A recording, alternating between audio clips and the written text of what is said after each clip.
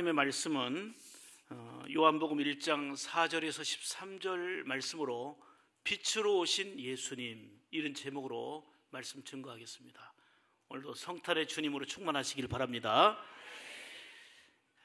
성탄은 기쁨입니다. 이미 약속된 예언이 기가 막히게 성취된 사건이기 때문입니다. 또 우리의 구원을 위해서 오셨고 또 우리와 늘 함께 하시는 임마누엘의 은혜이기 때문에 기쁨이 아닐 수가 없습니다. 또한 성탄은 빛입니다. 어두운 세상에 빛으로 우리 주님이 오셨기 때문입니다. 그러므로 예수님을 모신 심령이 밝아집니다. 예수님을 가정에 모시면 가정이 밝아지고요, 예수님을 모시는 곳곳이 그 빛이신 예수님으로 인하여서 밝아지게 되는 것입니다. 빛으로 오신 성탄의 주님을 중심에 모심으로 그 빛에 의하여 더욱더 밝아지는 그런 삶이 되기를 주의 이름으로 축복합니다. 여러분, 어두움은 슬픔입니다. 어두움은 죄악입니다. 어두움은 절망이지만 밝음은 기쁨이고, 밝음은 소망이고, 밝음은 행복입니다. 2000여 년 전 작은 마을 베들레헴에서 가장 연약하고 비천한 모습으로 오신 예수님이지만 인류 역사상 그 어떤 사건과 비교할 수 없는 가장 빅 사건이고 최대의 사건이 바로 예수님이 오신 거예요. 새벽에도 말씀드렸지만 만약에 별 하나가 떨어졌다, 난리가 날 거예요. 세계 톱 뉴스가 될 거예요. 그런데 하나님이신 그분이 아들, 우리 인간의 모습으로 약속한 대로 이 땅에 오셨다? 하나님이 사람 되어 오셨다? 이 사건보다 위대한 게 어디 있어요? 그리고 그 사건이 이미 약속되어진 대로 구원의 주님으로 우리를 위해서 오셨다는 거, 이를 생각하면 정말 가장 큰 뉴스이자 그리고 가장 복된 뉴스가 나를 위한 것이고 우리를 위한 것이라는 것에 그저 감개무량하지 않을 수가 없습니다. 예수님의 탄생은 이 역사를 구분해요. 지금 우리가 기원 전, 기원 후를 가르고 있잖아요. 기원 전 BC와 AD의 구분점이 바로 예수님의 탄생입니다. 예수님이 오시기 전이 BC고 예수님이 오신 이후로 지금 현재 2018년을 우리가 맞이하고 있는 것입니다. 예수님의 탄생을 성탄, 즉 거룩한 탄생이라 우리는 이렇게 부르고 있습니다. 오늘 본문을 보니까 성탄하신 예수님을 이 세상에 빛으로 오셨다, 이리 말씀합니다. 5절 보세요. 5절 보시면 빛이 어두움에 빛이 돼 그랬죠. 어두운 세상에 빛이 나타난 사건, 이게 바로 예수님이 오신 성탄입니다. 오늘 기쁘고 복된 성탄절에 빛으로 오신 예수님을 여러분 심령 가운데 모시고요, 여러분 삶의 중심에 빛으로 오신 예수님으로 인하여 더욱더 밝아지는 그런 은혜가 있기를 축복합니다. 그래요, 정말 심령도 우리의 삶도 어둡고 눌리고 이리 살 때가 많거든요. 많은데 어떤 여건과 환경을 넘어서 빛으로 임하신 예수님의 빛이 우리의 삶을 조명해 봐요. 지금 엊그제 성탄 축하 행사를 하면서 제가 너무 감격했어요. 2층에서 아이들이 준비해서 열심히 성탄 축하 비좁은 곳에서 하던 아이들이 이제 졸업식 예배당에서 한 15년을 했어요. 그러다가 성전 지어지면 좀 넓은 곳에서 이렇게 할 텐데 했는데, 이 조명도 그렇고요, 음향, 영상 등 전주 시내에서 둘째 가라면 서러울 만큼 잘 받쳐져 있어요. 그래서 무대에서 얼마나 멋있고 아름답게 잘했습니까? 안 보신 표정들이에요. 정말 기가 막혔잖아요. 이런 무대가 어디가 있어요, 그런 조명이. 그런데 옛날에는 뭐 시 낭송을 하기 위해서 하기 위해서 낭송하면 그냥 환경이 그러니까 그냥 조명불 하나 이렇게 비춰줬거든요. 참 아마추어지만 그렇게 했는데 지금은요, 각종 색깔로 탁 조명을 해줘요. 비춰줘요. 그 사람이 독창을 하든지 그 사람이 선거갈 때 대사를 한다든지 하면 비춰줘요. 그게 조명이에요, 조명. 그런데 빛으로 오신 예수님이 어둡고 슬픔 가운데 있고 누구도 알아주지 못하는 아픔과 힘든 가운데 있는데 빛으로 오셔서 우리의 삶을 조명해 주신다는 거예요. 한 사람 한 사람 조명해 주신다는 거예요. 여기서 밝아지는 것이고요, 여기서 어둠을 물리칠 수 있는 해결이 되는 거예요. 빛으로 오신 예수님이라는 게 그 다른 말로 말하면 그게 능력이고 그게 응답이고 그게 치유고 아멘이죠. 빛으로 오신 예수님을 기쁨으로 영접하는 여러분들 되시기를 축복합니다. 어두운 세상에 빛으로 나타난 사건, 이게 바로 2018년 전에 일어난 인카네이션입니다. 예수님이 하나님이신 그분이 인간의 몸을 입고 이 땅에 오신 사건입니다. 오늘 기쁘고 복된 성탄에 빛으로 오신 예수님을 만나 마음 깊이 찬양하고 그분과 더욱더 교통하는 귀한 역사가 있기를 축복합니다. 그렇습니다. 예수님은 생명의 빛으로 오셨습니다. 오늘 4절 보면 그 안에 뭐가 있었으니? 생명이 있었으니 이 생명은 사람들의 빛이라 그랬어요. 예수님 오심으로 영적인 생명의 빛을 우리 각자에게 비춰주신 것입니다. 모든 생물체에는 그 물리적인 빛이 필요합니다. 그 햇빛을 받지 못하면 식물이 자라질 못해요. 햇빛이 잘 비춰줘야 되잖아요. 하나님이 천지를 창조하실 때에 칠흑 같은 어두움, 아무것도 없는 어두움 속에 빛이 있으라 하고 빛부터 창조하셨어요. 빛이 없으면 생명체는 죽습니다. 이처럼 예수님은 우리 모든 인간의 영혼에 생명을 부여하는 생명의 빛이 되심을 믿습니다. 예수님이 주시는 생명의 빛이 없으면 영혼은 죽을 수밖에 없습니다. 모든 인간은 그러므로 예수님의 빛을 받아야 되고 그 빛 가운데 살아야 되는 것입니다. 성탄이 기쁘고 감격스러운 것은 예수님이 우리에게 생명의 빛으로 오셨기 때문입니다.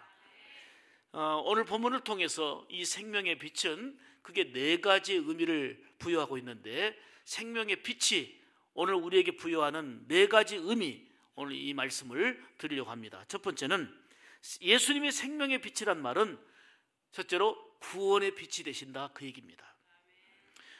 죄와 사망은 어둠입니다. 어둠에 처한 인간의 모습은 슬픔이고 좌절이고 더 나아가 죽음입니다.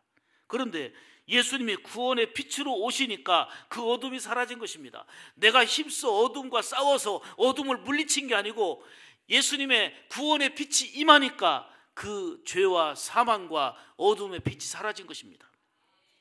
이는 죄와 어두운 사망, 이 심판을 극복하게 하는 구원의 빛이 바로 생명의 빛으로 오신 예수님이다 하는 얘기입니다.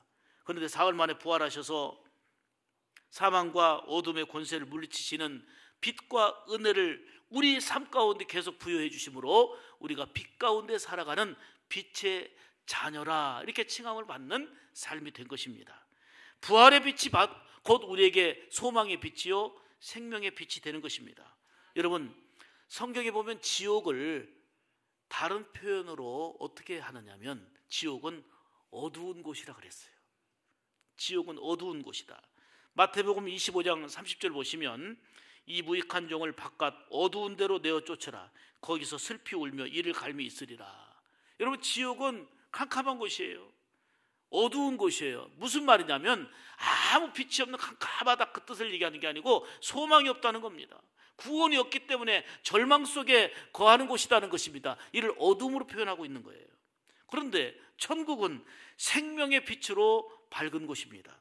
요한계시록 21장 23절에 보면 그 성은 해나 달의 비춤이 쓸데없으니 이는 하나님의 영광이 비치고 어린 양이 그 등이 되심이라. 해달별이 비춰서 비춘 게 아니에요.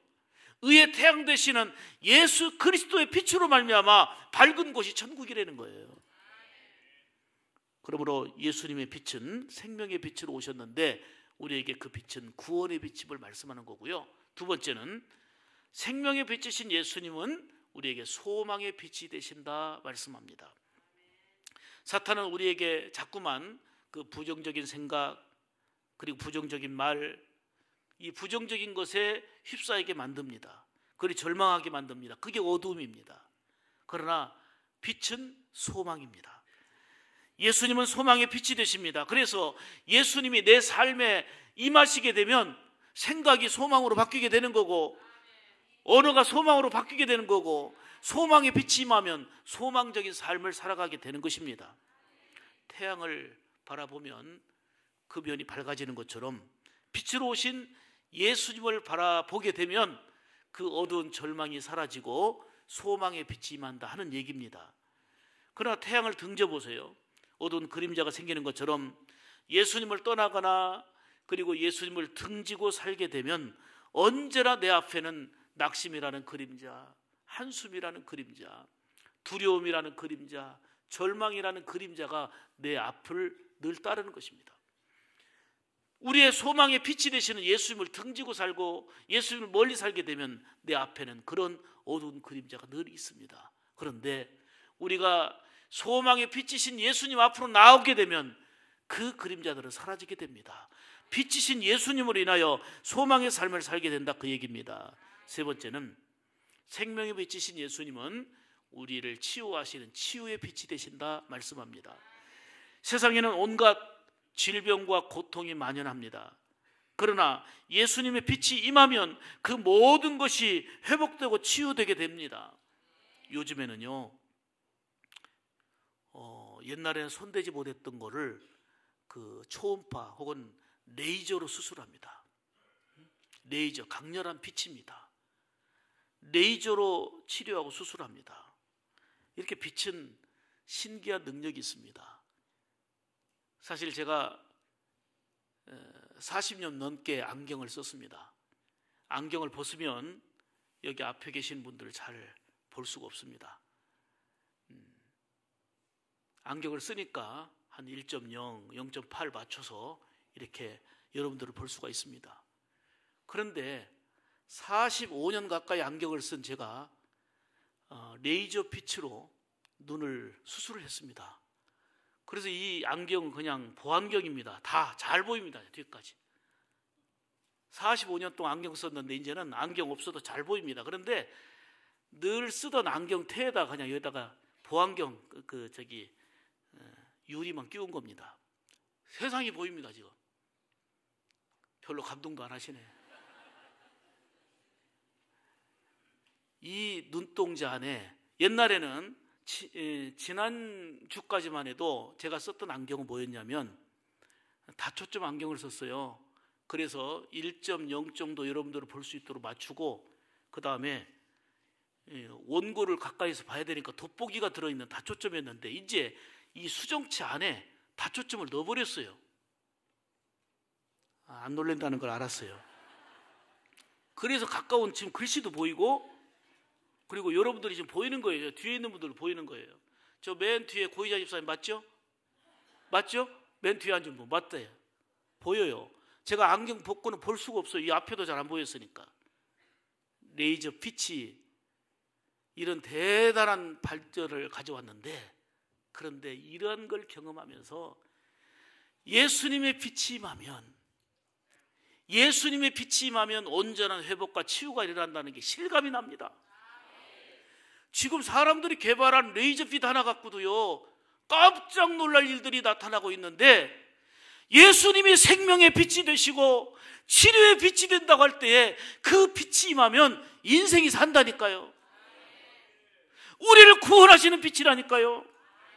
치유의 빛이라니까요. 그래서 말라기서 4장 2절에 말씀합니다. 내 이름을 경외하는 너희에게는 의로운 해가 떠올라서 치료하는 광선을 비추리니. 어떤 죽어가는 인생도요 치료하는 광선, 레이저 광선과 비교할 수 없는 주님의 광선이 비춰지게 되면 고쳐지게 되는 것입니다.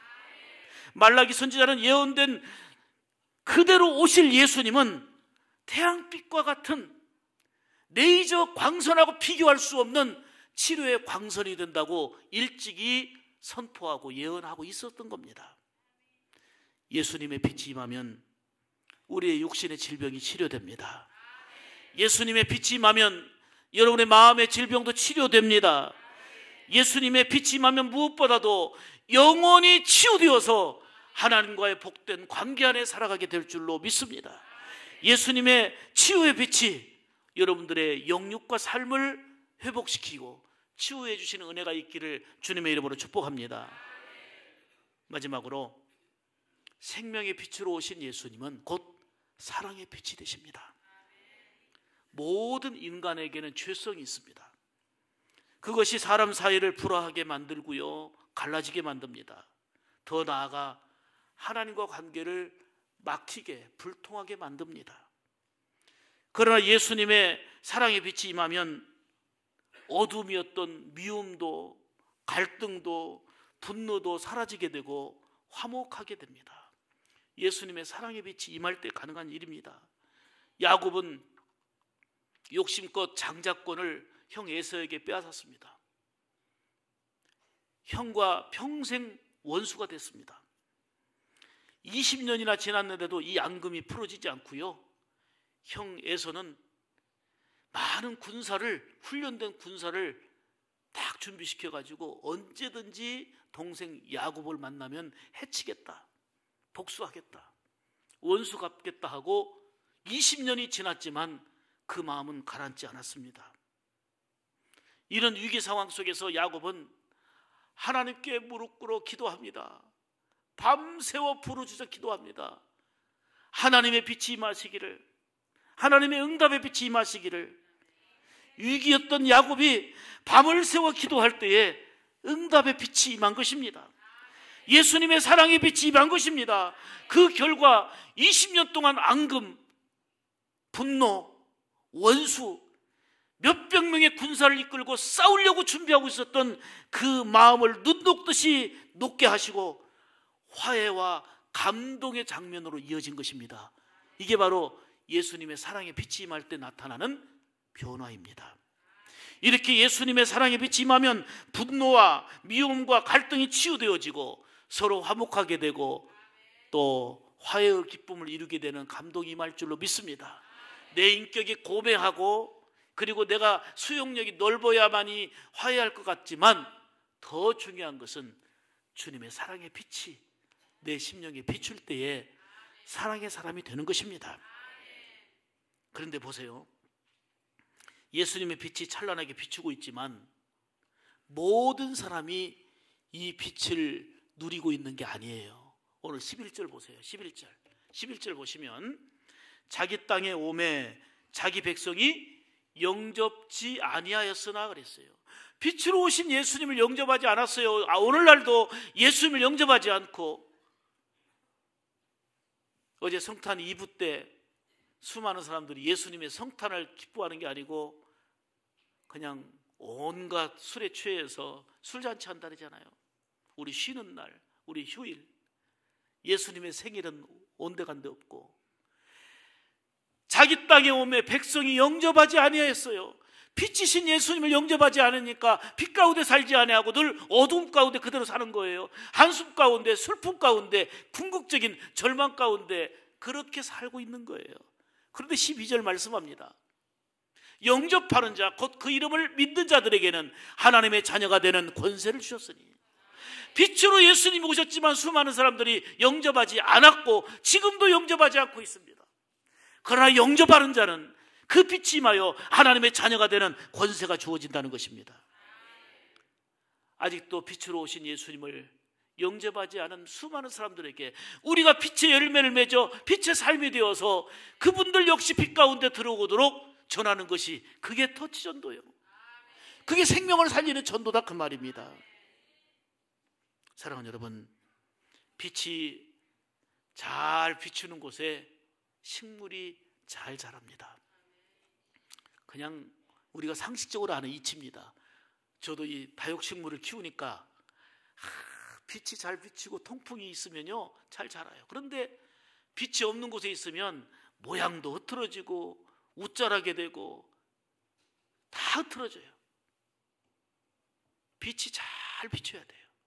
이처럼 예수님의 생명의 빛이, 우리의 구원의 빛이신, 소망의 빛이신, 치료의 빛이 되시는, 사랑의 빛이 되시는 예수님의 우리의 삶을 비춘다면, 우리의 가정을 비춘다면, 우리의 자녀들을 비추는 삶이 된다면, 우리의 모든 삶을 비춘다면 무엇이 문제가 되겠습니까? 그래서 우리가 빛 가운데 들어가는 것이 중요한 것입니다. 빛으로 오신 예수님을 기뻐합니다. 빛으로 오신 예수님을 찬양합니다. 생명의 빛으로 오신 성탄의 예수님을 노래로 찬양하고 칸타타 거예요. 우리 입술로 찬양하고 우리의 삶으로 찬양하는, 그리고 빛으로 오신 주님을 기뻐하며 살아가는 삶이 되기를 주님의 이름으로 축복합니다. 다시 한번 정리합니다. 구원의 빛이 여러분에게 임하시기를 축복합니다. 소망의 빛이 임하여 절망적인 그림자들이 정말 극도의 슬픔이 물러나기를 축복합니다. 지혜의 빛이 임하여서 어떤 영육간의 질병도 치료의 광선을 비추시는 그 빛으로 인하여 치료되는 역사가 있기를 축복합니다. 사랑의 빛이 임하여 미움과 갈등과 분노 속에 있었던 어둠이 사라지고 화목과 화해의 감동의 빛으로 임하는 역사가 있기를 축복합니다. 거룩한 성탄절 아침에 심령의 문을 활짝 열고 성탄의 빛으로 오신 예수님, 생명의 빛으로 오신 예수님 앞에 나가는 가운데 더욱더 영육간에 밝아지는 귀한 역사가 있기를 주님의 이름으로 축복합니다. 기도하겠습니다. 은혜로